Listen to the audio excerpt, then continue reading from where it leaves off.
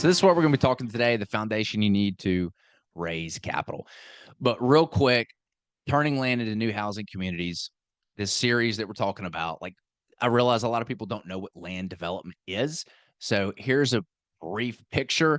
There's two types of sales that you can do in land development. One is when you just find the raw land, you get it approved, and you sell the paper. So you can see here, this is a paper deal. The lots are subdivided. The city has approved it. You can just sell that piece of paper. You don't have to, you really don't have to raise a lot of money, honestly, to go and do something like that. You can just sell the paper to builders. And this is great. I'm going to show you a deal we did where we sold the paper here in a second. We made like $400,000. The second is where you take the piece of paper and you put the roads and the infrastructure and the utilities in, and you sell it to a builder. These are like your finished lots. If you can imagine creating a neighborhood without any houses in it, that's essentially what you're doing. So those are the two types: selling the entitled paper or actually selling the finished developed lots. Here's a deal we did where all we did was we just flipped the paper to a large national builder. And, we made $446,000 on the deal. So you can make a lot of money just flipping the paper. You can make a lot of more money if you actually develop it. So real quick, what did we talk about last week? Last week we covered, you've got an interested seller, you've found the right land. Now what do? We talked about how to speak to the planning staff. We talked about how to calculate the sales price of the lot, how to calculate the development costs, how to calculate your offer to the seller, how to hire an engineer and create a concept plan to get your plat approved. We talked about the studies that you're going to need. And that is what got us to this point. So if you have deal under contract, you are to the point where the numbers make sense, you're trying to get your preliminary plat approval, now it's going to be time to start laying your foundation to raise money. And the vehicle we're going to be using today is a syndication. This is the best example that I know about a syndication. You can see there's a bunch of people right here, and there's a building, and we have an airplane. So what the heck does an airplane have to do with these people in this building? Well, in an airplane, what happens is no one individual can afford to buy the whole airplane unless you're Elon Musk or Jeff Bezos. Everybody buys an individual ticket, and that allows them to get on the airplane and travel to where they need to go. So everybody is crowdfunding their money together to purchase a flight to go somewhere. And that is exactly what investors do with a syndication. The investors are pooling their money together to buy a large building of some sort. This could be doing a new community. It could be doing an apartment, land development, whatever it is. But the sponsor, aka you, is the one that puts the deal together, crowd funds from the investors, and pools their capital together to get everybody where they want to go, which is to be able to buy these buildings that no one person would be able to buy on their own. Here's the journey that every single capital raiser goes on when they start. They first start with their friends and family. Then they move on. They always run out of friends and family because your network's only so big. Then they have to move on to attracting accredited investors. This is people that they don't know, but need to get in front of, and they have money. And then finally, the fund of funds and institutions model. So after you've built your accredited investor machine, you're typically going and you've got like some deals underneath your belt. You're starting to do larger and larger stuff. Usually you need to move on from people giving you $50, $100, $200,000, and you start working with institutions that write these $10 million, minimum checks. Like there's institutions you can literally go to, and if you can't place a $10 million equity check, they don't want to talk to you. So that's the path of every capital raiser. And next week, we're going to talk about friends and family specifically, what to do, what to say, how to approach them after we talk about building the foundation. But real quick, if you want, text your email to 901-596-6425. Forgot to delete this right here. We're going to give you your free guide. This is from a SEC attorney, Mauricio, 5 things every syndicator must know to stay out of jail. text or email to this phone number. Then the last giveaway we gave away last week, some of the emails didn't go through. I don't know why. So if you just send your email to this phone number, that way it doesn't end up in spam. We know we got it. Take a picture of this. We'll make sure that you get this free resource guide. But that is the biggest thing, is you want to be able to stay out of jail, because there are laws around raising capital and you do not want to break the. All right. We're going to be talking about 506B syndication. So there's different vehicles depending on who you're raising money from. And this is straight out of the Regulation D from the SEC.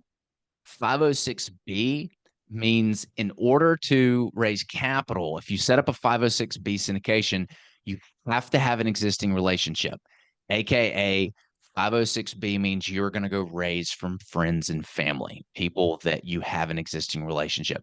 They don't have to be an accredited investor. We'll talk about what that means here in a minute, but they must have some kind of experience investing, technically be a sophisticated investor. So if the SEC audits you, if you have a deal that goes bad, or the SEC audits you for whatever reason, someone calls them, and you can't explain how you've proven that this person is a sophisticated investor, aka if you have not hopped on a call with them and asked about their past investment experience, that's going to be a problem. And then with 506B, you cannot advertise your deals, the returns. So this is all just word of mouth. You can't post the deal online. You can't advertise it. You can only raise it from friends and family. Now, a 506C syndication, they must be accredited investors. You can check out what these qualifications are on Google. I believe they've got to have $200,000 of provable income the last 2 years and reasonably expect to make $200,000 this year if they're filing separate. And they've got to have or they have to have a minimum net worth of like $1 million. And there's third-party companies you can use to verify this stuff, but know that you can advertise. If you set up a 506C syndication, that means you're going after accredited investors. It can be friends and family, but you have to prove their accreditation status. Yeah, they have to verify their income or verify their net worth. They've got to be worth, I believe, $1 million without their primary residence. But the cool thing with 506C is you can advertise. So you can put ads out there and try to aggregate investors together. All right, so that's some of the basics on raising money. Let's talk about building our foundation. Here are the psychological hurdles that you've got to overcome in order to get people to give you money. And you're not going to be surprised here. They got to get you to know, like, and trust you, and you got to create scarcity. So who'd have thunk? I got to get people to know, like, and trust me. This is why most people already start out with friends and family, because friends and family know you and they like you. And so really the only hurdle you got to overcome is getting them to trust you, or getting them to trust you with their money. So we're going to be talking about the trust thing here in a little bit. And then there's this create scarcity that's important as well. So getting people to know you. Again, we're laying a foundation here before we're reaching out to people. Because I don't know about you, it's a lot easier when people reach out to me and want to give me money than when I have to reach out to them. The goal is to go where the eyeballs are. No surprise, Google, Facebook, Instagram, LinkedIn, YouTube, podcasts. People need to know who you are and what you do. And the best way to do that is to go where the eyeballs are. If people don't know that you have a deal or the types of deals that you do, then they're not going to invest with you. So let's talk about how to get people to like you. Oh, coffee's delicious. Number one is you need to tell your story. 2, you need to have videos of you so that they can get to know you. And 3, you need to have a personal website. Let's talk about those 3. Again, we're trying to get people to know, like, and trust us. And the first step is getting people to like us. So let's talk about how to do that. Telling your story. There's a really great book called Story Brand by Donald Miller. I think everybody should read this book. And it talks about how to tell your story in a way that allows the audience to connect with you. Now, when I was telling my story earlier, you might have felt a little bit of connection to me when I got fired, when I lost my sense of identity. You know, that is part of the Story Brand framework. This is something that's designed to capture attention, entertain, and get people to connect. You've probably heard of this before. It's famous in Hollywood. Every great Hollywood movie pretty much uses this exact framework.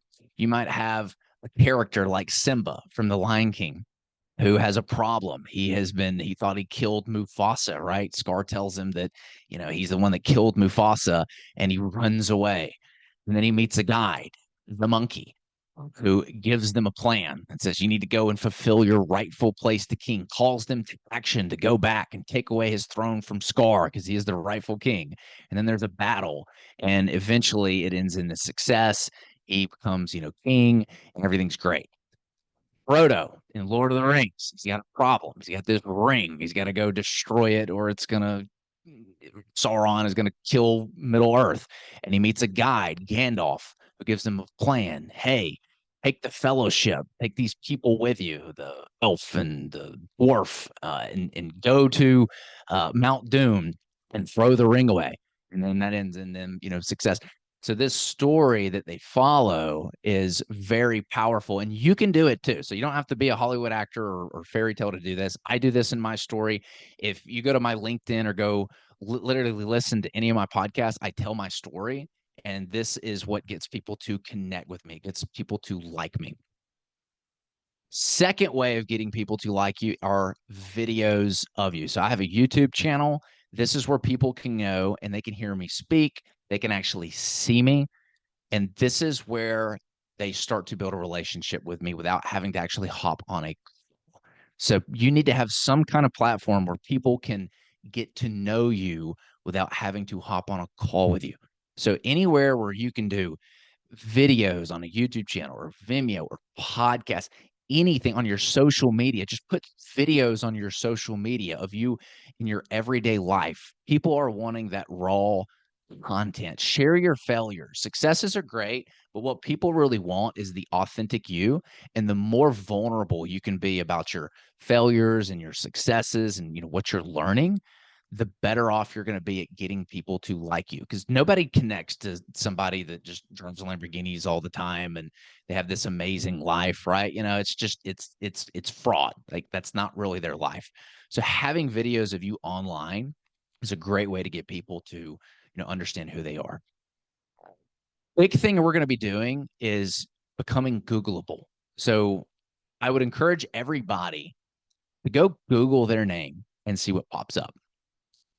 Because if you're raising money, I can promise you the people that are considering giving you money are Googling you, and you need to see what pops up. So I highly recommend everybody go get their own personal website. Mine is thebrandoncobb.com, and have something that shows up when they Google you. My website has as soon as they go to this website, this video pops up. It's like a 2-minute about me. And then they can click all this stuff about me, see my ebook, see my podcast, my social media, my educational resources. It's a way of me verifying that, hey, I am somebody on the internet. I exist, and this is what I'm doing. So that's a really easy thing you can do, is just grab your personal website. All right. So we talked about getting people to know you. We talked about how to get people to like you, right? Now, here's how to get people to trust you. And this is the big part that entry-level capital raisers just starting their journey really need to focus on. Because if you're raising from friends and family, chances are they already know you and they already like you. But do they trust you? The 3 ways to get somebody to trust you is you need to establish authority, you need to show them social proof, and we talked about this, you need to make yourself Googleable. So let's get into the authority part. There's a picture of a patient and a doctor here. When was the last time you went to a doctor? Let's say you take your kid to the doctor and your kid is sick, and the doctor checks him out, looks at little Johnny and Susie's runny nose, looks at their throat, looks in their ear, and prescribes them a medication and explains why you need to do it. When was the last time you told the doctor, you're wrong, this is bad, I'm not giving my child this? Probably close to never, because the doctor has authority. You instantly trust this doctor because of his status in the frame that's at hand. And the frame is He is the expert on the subject, and whatever he recommends to your kid, you're going to do. So we're going to be talking about how to create this authority where you can have the doctor effect on the potential investors that you're raising money from. And the three big ways to do that is having a podcast, having a YouTube channel, and then having a company website. Let's talk about the podcast. Now, this is a great way that people use to find me when they're talking about investing in real estate. We have a show called Recession Resistant Real Estate Radio. People find it, they listen to it, and then they reach out to me. But the big trend I want you guys to pay attention to is how attention has moved over the years. Attention has moved away from the TV to the YouTube channel. It's moved away from the radio to the podcast. It's moved away from newspapers to your computer. And so there's this shift to online media where everything is becoming digital. Those are where the eyeballs are going. And if you're going to be successful raising money, you need to be able to go where the eyeballs are. And so a big part of your success is having a podcast that talks about the particular subjects that your target avatar, or your friends and family, or these accredited investors are interested in. Because when they're Googling you and they find your podcast and they see that you got, even if it's 20, 30 episodes on a particular subject, you instantly have the doctor effect on them. They trust that you have an authority. Brandon's got a show. I mean, he talks about this. This is what he does for a living. That's a big part about getting your friends and family to shift their perspective away from you and your old identity to you and your new identity. For Brandon, this helped shift friends and family's perspective of him as being the medical device sales rep to Brandon, the capital raiser, the real estate guru. I hope everybody took that down, because if your friends and family see you in your old identity, whatever that is, they're going to be much less likely to give you money. You have to shift your identity or their perspective of your identity in order to get them to raise money. And a podcast is a very powerful tool to do that, because you're talking about the particular subject that you're the authority figure on, in this case, aka real estate. Next is your website. Now, this seems like a no-brainer. I'm going to share with you a couple things that you need to have on the website here, but you got to have a company website. And here's a little hack with the website. For $300, you can go to Fiverr and you get a website built. Here's the hack, though, that's going to save you, I swear, 20 or 30 hours of customly building out a website. This is what I did. I went and found someone's website that I really liked, and I told the Fiverr guy, I said, I want to copy and paste his website, but here's my information and my colors. I want to copy and paste this person's website, but here's all of my information, my logos and colors. So this website that I've got, yes, I've tweaked it a little bit, but it's literally just been taken from someone else. And I just put all of my company's information in there and my videos and my scripts. And I literally had a website in like 3 days. And you can do the exact same thing. But let's talk about what the number one goal of a website is, which a lot of people miss. A website has one function and one function only, and that is to get their phone number or email. And email is a better choice because people are much less likely to give their phone number away.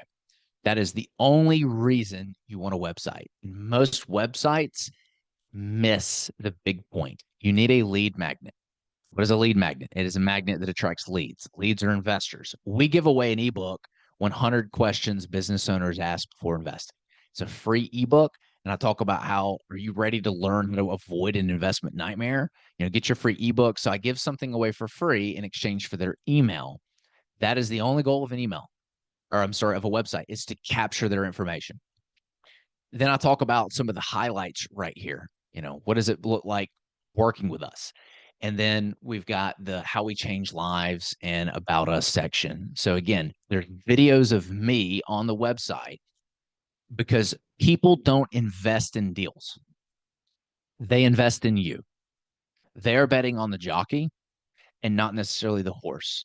And so, I'll tell you a story. My partners came to me one day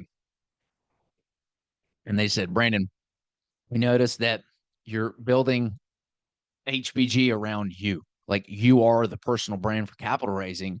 We need the brand to be built around the company, the logo. And I say, guys, nobody invests in a company or a logo. They invest in the person. This whole strategy around raising capital, it's all built around you. That's what people invest in. Nobody cares about Cardone Capital. They're investing with Grant Cardone, the person. So when you're building your brand, you need to make sure that you are all over the place and not pictures of, just pictures of your stuff. People want to invest with people. They don't want to invest with companies. All right, let's talk about the second part of creating authority, social proof. Here are the important things you need in your social proof. And again, this is really how we build trust. To build trust and get people to build us money, we have to establish ourselves as an authority figure. Before and after photos of the projects are very powerful. Having investor testimonials. And if you're just starting out and you've never raised any money before, that's fine. You're not going to have a testimonial, but try to get a testimonial as quick as possible. But you can get testimonials of people that you've done business with. So any of your vendors that have worked with you, get them to give a testimonial about your character or working with you. Any of your customers that you have, get them to talk about working with you. So you can get testimonials from people talking about you. It doesn't necessarily have to be people who've invested money with you. And then three, if anybody follows me on social media, I post all the time people getting their money back. I post pictures of the wires. I black out their name, but I post pictures of the payoff statements. I like to show that, hey, we're giving people their money back. Here's an example of a before and after picture that I've plastered all over social media. Up here in the top left, here's a blank piece of ground with no neighborhood. In the bottom right, there's a bunch of houses. Pretty cool, right? So if someone's considering giving me money and I show them this, they're probably pretty sold that I can do the thing that I'm telling them that I can do, right? This is proof in the pudding right here. Here's somebody that reached out to me on LinkedIn. So you can kind of see, hey, Brandon, I like your content and want to plan for future capital investments. I booked a call with this person, and I actively raise money on LinkedIn every single day. We're going to be talking about this more in attracting endless accredited investors in our upcoming, I think not next week, but the week after. We're going to talk about how to raise from accredited investors. But I post this as well. I show that people are reaching out to me and that we're actively booking calls with people from social media. Because if people are on social media and they see people reaching out to me on social media about investing, they're like, oh, maybe I should reach out to Brandon too. So this is a very powerful, very, very powerful piece of social proof that you can put on there. What's another piece that you can put? Case studies. So, hey, here's a project that we did. We bought it for $700,000. We put $3.6 million into it. We paid investors $912,000 out. We had taxes and impact fees. We sold it for 6.6. We made $829,000 after the investors made $912,000. Like, it's an actual project that I can show them that we did. Hey, here's how much money we raised that we need. So case studies about your projects are going to be very important to the success of your capital raising efforts. And that's what I've got for today. So go ahead and put your questions in the comment section. We'll go ahead and we'll start answering those. Before we get to questions, there's been a lot of people asking me about, hey, do y'all have any more information on this that I can use? Or are y'all going to do any kind of coaching or stuff like that? We are actually going to create a land development mastermind for people who want to learn how to turn raw land into new housing communities. And there's going to be three parts to this. One is the Land Development Accelerator program. The second is the capital raising machine. And the third is the actual mastermind community. So this is, we're building this out. This is a monster. It's got live videos from actual projects. I mean, there's so much content that's packed into this. It's not ready to go yet, but we are going to be launching this. So if you're interested or want to get on the wait list, just send an email to info@hbgcapital.net. The Land Development Accelerator program, it's going to have all of our business systems and processes, our land acquisition blueprint. It's going to have the actual land sales training, which that was one of the biggest things that we paid for, was how to go and like sell this stuff or get people to hop on the call with us and actually convert them and meet with us. We're gonna have the entitlement rezone blueprint. We're gonna have a whole guide on how to manage the civil engineer. There's a whole guide on how to structure your deal, and you're gonna get all of our contracts and docs needed. There's a capital raising part of it. I call it the capital raising machine. We're gonna give the compliance guide away. Foundations, deep dive training. So we talked about foundations today, but here in 45 minutes, I can't go over everything that there is about building a solid foundation. If you do what you did today, you'll have no problem raising money. But if you want to raise like tens of millions of dollars and not just a couple million, you're going to have to get really good at like telling your story. We teach how to do that. We've got like a step-by-step guide on like how to tell your story. We've got a step-by-step guide on how to start a podcast, the equipment you need. We also have a list of podcasts that you can reach out to and get on. All you got to do is go send an email to them and they'll book you on the show. I've literally been on over 200 podcasts and I have all of them down there. So we're going to go away that list. We're going to have a CRM. So showing how you can actually move your investors through your funnel to funded. And it's all automated, which is the cool part. There's going to be two kind of guides in here. And again, we're going to be talking about this and scratching the surface next week, but I have a whole course built around specifically how to raise money from friends and family. And then a whole guide on how to attract endless accredited investors once you run out of friends and family. We have our whole sales process that we use with investors. So exactly like the questions we ask to get them on a call, how we reach out, how we close them and actually get them to give us the money. We're going to be talking about how to structure your fund and syndication the right way. And, we've got a guide for keeping your investors for life, because once you've got them, you keep them. And then finally, we're going to have a mastermind community where every week we hop on the call with people who are raising money, people who have land deals that they're trying to turn into, new housing communities and get sold. We'll meet every single week. We'll do Q&A. We'll teach something. There's going to be 24/7 access to our online community that we've got. So, it's the value here is what I'm excited about is creating the community, because while I've got answers, I promise you that there's somebody out there that's doing something better than I am, and they'll be able to share what's working really well for them, and everybody's going to get access to that. Everybody's going to be contributing like what's working really well in their business, and like I can tell you, for me, I'm going to get a ton of value from that. We've got weekly non-negotiable tasks. There's going to be implementation support, and then everyone's going to get access to our internal systems. I think like what I really want to do with this, I think I'm going to have like members of our team get up and actually teach some of this stuff. So our lead development manager, who like is showing up to the projects every day, I'm going to have him on the call where people can talk to him and he can kind of teach what he does. I'm going to have our controller on a call where he teaches, hey, how do he manages the finances, how he manages the cash flow of the business. So people are going to get access to our internal team here on these calls. So this is going to be cool. I'm excited about it. We don't have pricing or anything, stuff like that yet. Right now, we just want to deliver a lot of value. And I know people have been asking about that. And so if you're interested, you can send an email to info@hbgcapital.net. We'll put you on the wait list and we'll let you know when this thing goes live. And with that, I'll get to some questions here. Now, my presentation is in full screen mode. Terry, do you want to read off some of the questions that people had? Because I can't see the chat right now. Yes, I will do that. Second. And I think you got a little bit of an echo, but you sound all right. We got two laptops going on here in the office. Okay, there we go. Thank you guys. So look, how powerful and necessary is LinkedIn? Is it worth it to build that network?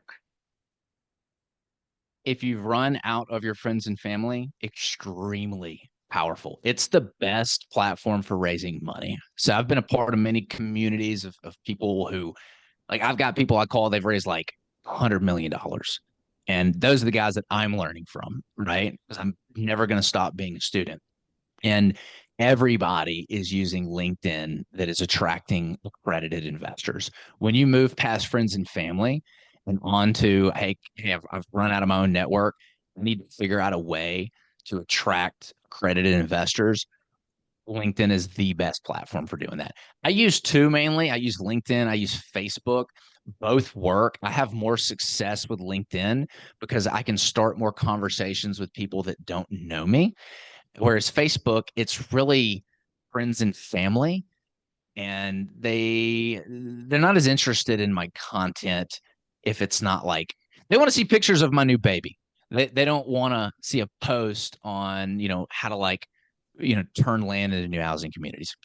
Facebook is more personal about your personal life, and it's more friends and family, where LinkedIn it has a little bit more of a professional vibe to it, right? You are on there, either you get your resume on there. People are usually on LinkedIn because they're looking for information, right? Accredited investors are actively looking at people who put content out, teaches them the things that they would want to know to make an investment decision.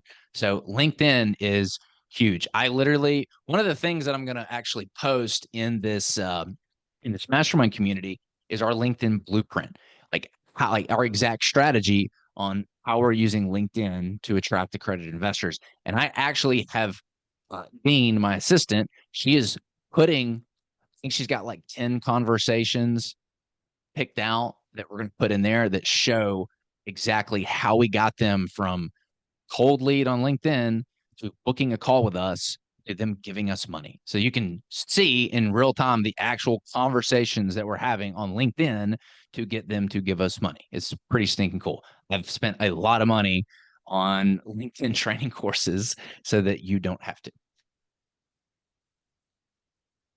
Okay, as someone that works in let's see, that's Chris. Hold on, wait, sorry, this thing is moving fast. Christy Gonzalez, hello.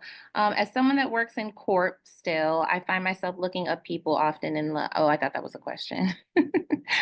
Where can I access the recordings of last Wednesday?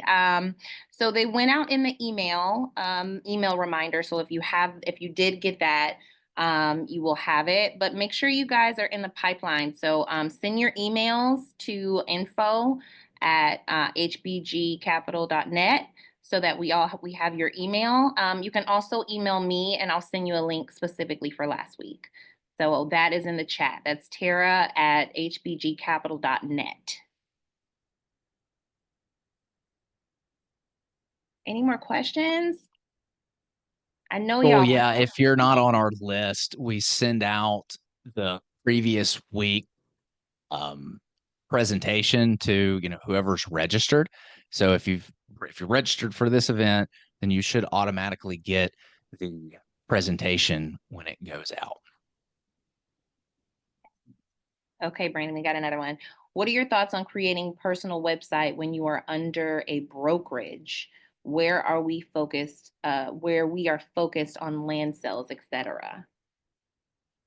Yeah. So if you are under a brokerage, I mean, that's not a problem. You've got a capital raising company, right? Like that's a different company that you're using to purchase real estate or syndicate funds from investors. So it's completely different than what your brokerage business is, as far as I'm concerned. Two completely different things. Just because and I've heard this before from like real estate agents, just because you're a real estate agent doesn't mean that you're not allowed to go and buy land from people. Like there's this whole idea as a real estate agent. It's like, I got to do whatever's best for like the client. No, you can actually disclose to them that you're a real estate agent, that you work for a brokerage and you're representing yourself, and you can go and negotiate good deals for yourself. There's nowhere that says that just because you're a real estate agent, you're not allowed to buy really good real estate deals or do these things. It's not a thing. I don't know why some agents have a problem doing that, but you 100% should have a personal website that is for your other company, your capital raising company. It's separate from your brokerage business. Did that answer your question? I want to make sure that we covered our bases there. I'm assuming she's a real estate agent and not like a capital broker, because there are brokers that broker money for usually larger deals. So I want to make sure that I got the right broker term there for her. Nice. Eddie Arojo says, can you only raise money from individuals or can you combine with entities, businesses? You can raise money from whoever you want to. It does not matter. Most of our investors actually use their retirement accounts to invest. It's a little trick. So, one of the things that we teach in this community that we're going to create, that's part of the course, when I'm on a call with a potential investor, one of the questions I ask them is, have you invested using a self-directed account before? And if the investor is no, I instantly know that I can show them money that they have already that they did not know they can invest. I've raised millions of dollars just from calls where I ask this simple question and they go, yeah, I've got an old 401k from a previous employer, or yeah, I've got an IRA account, or yeah, I've got a Roth account. Why? And we show them how they can transition that money to a self-directed IRA or a self-directed Roth. And again, it gets all the benefits, but they can use those funds to invest in real estate. There's third-party companies called custodians that take care of this process for them. And we've got a third-party company that we recommend. But I can't tell you how much like I literally, in the course, I actually think I have a section where this woman gave me $500,000 because I did a podcast episode talking about this exact concept. And I invited on the podcast the custodian company that we refer people to when they want to set up these self-directed accounts and transfer their current retirement accounts to a self-directed account. And she loved the content so much that she literally gave me $500,000 because she converted it over, and she wouldn't have been able to do that had she not watched our podcast episode. So that was pretty cool, getting an email from someone that I'd never met saying, I have $500,000. I want to give it to you. And I actually show that email in the course. It's pretty cool. So you can raise from money, businesses. Most people don't invest using their name. They invest using some kind of business. From what I have found. Now, again, we work with a lot of business owners, so like that's our target avatar. And when we get to the accredited investor presentation in 2 weeks, like how to raise money from accredited investors, we talk about this concept called your target avatar and how to create that. And our target avatar are seven-figure business owners. So you'll see a lot of content we put out is geared towards seven-figure business owners. And because of that, they tend to use a lot of LLCs or retirement accounts. If you're raising from friends and family, it's a pretty good chance they'll probably be using their name, their personal name, if I had to guess. But the answer is you can raise money from individuals or businesses or entities. It does not matter. All right, we got another one from Eddie. What's the lowest and max amount of money you can raise from an individual person? I've had people give me as little as $50,000. That's kind of our minimum. And I think the biggest check I ever got was about 5 million. So it doesn't really matter. So there's no like law against, how much you can raise it. They have to have a business entity in order to give you $20 million. Right. So let's talk about laws. Always consult an attorney. So I gave away the guide, how to stay compliant. It's all about setting up your 506B or 506C correctly. So those are the two vehicles that you're going to do. If you're starting with friends and family, it's going to be 506B. And if you're starting, or if you're, move on to accredited investors or people you don't know, it's going to be a 506C. It's as long as you're set up correctly, those are going to be your guide to compliancy. Now, I say that once you get past $50 million, the laws do tend to change a little bit.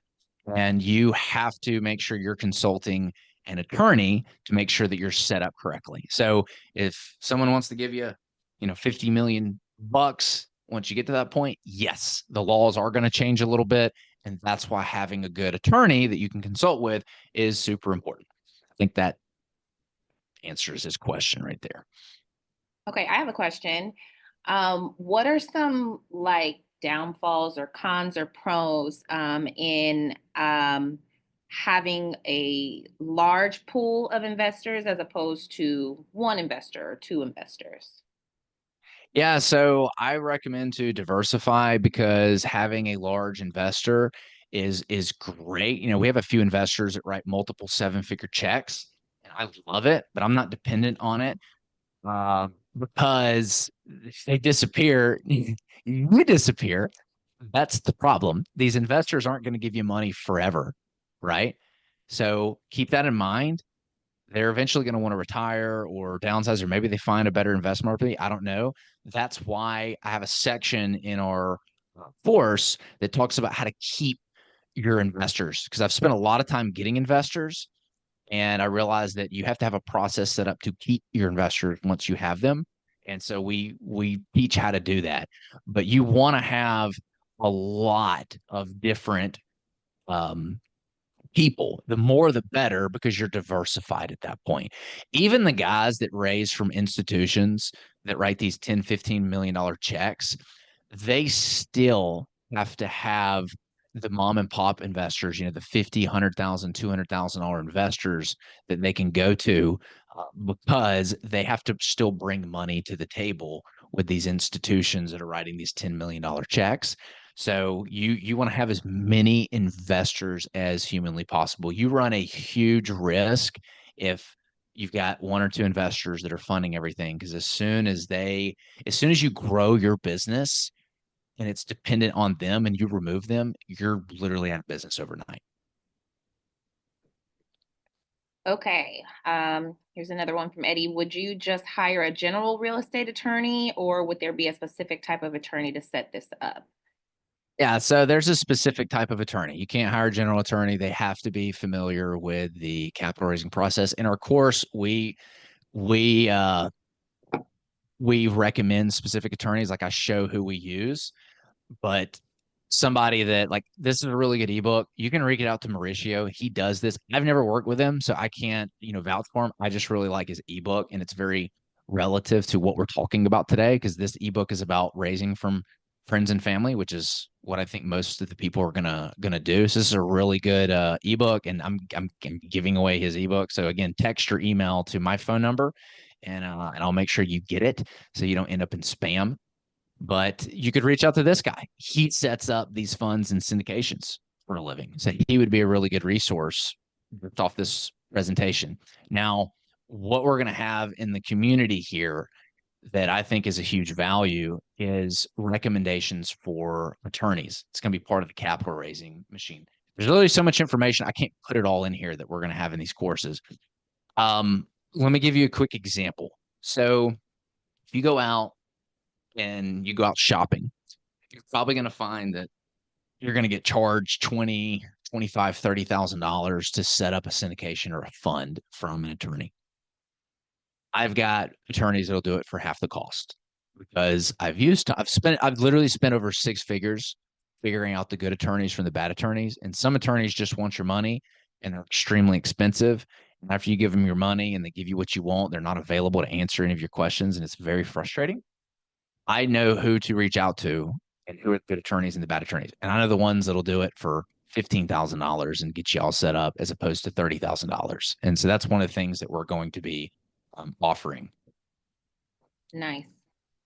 Okay. How do we set it up correctly? If someone offers, oh, this one's from PG. Sorry. If someone offers to lend me 1 million, do I need to run to my attorney immediately, or is it once I have many investors who are investing?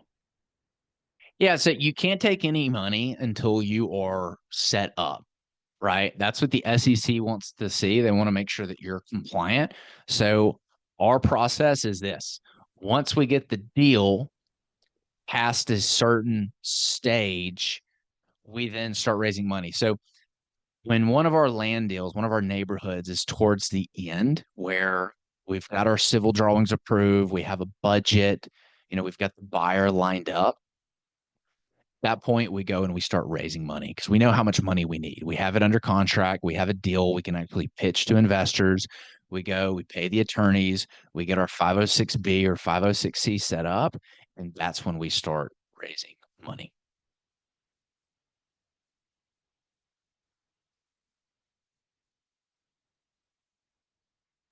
Awesome. Are there any more questions? Yeah, that's a really good question. Awesome. Really good questions today. And dude, we're like right on time. Look at that. 10 o'clock on the dot. All right. Well, if nobody else has any other questions, thanks for showing out today. Again, this is part of our Turning Land into New Housing Community series. So I'm going to scroll back like next week. Here's what you can expect to see. We're going to be going over how to raise money from friends and family. So today we covered the foundations that you need.